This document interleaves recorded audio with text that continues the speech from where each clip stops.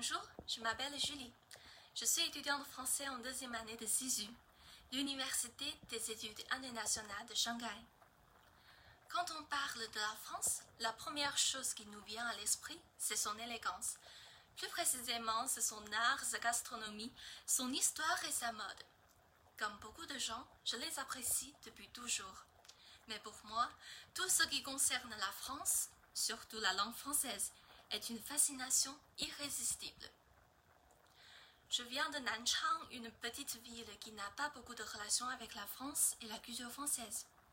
Pour autant, cela ne m'a pas arrêté de poursuivre mon rêve. J'ai toujours rêvé d'apprécier les belles œuvres des grands écrivains et peintres français, et je suis toujours émerveillée par la mode de la France. Donc, je suis très heureuse d'avoir choisi le français comme spécialité. Bien que j'ai appris le français il y a seulement 2 ans, cette langue est devenue une partie inséparable de mon esprit. L'été dernier, je suis allée à Washington, la capitale des États-Unis. Faire un séjour à Washington m'a permis d'aller visiter beaucoup de musées fantastiques. Par exemple, la Galerie nationale à Washington, le Met et le Musée de l'art moderne à New York. Ce qui m'intéresse le plus dans chaque musée, ce sont toujours les œuvres des grands peintres français ou de ceux qui ont vécu en France.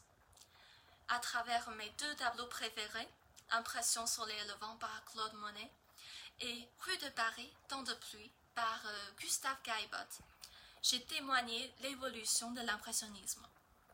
À mon avis, tous les tableaux, soit classiques, soit impressionnistes, m'ont tous donné une nouvelle façon de voir les choses. La marque Chanel est sans doute un symbole de la mode française. Sa créatrice, la fameuse couturière Gabrielle Chanel, m'a beaucoup inspirée.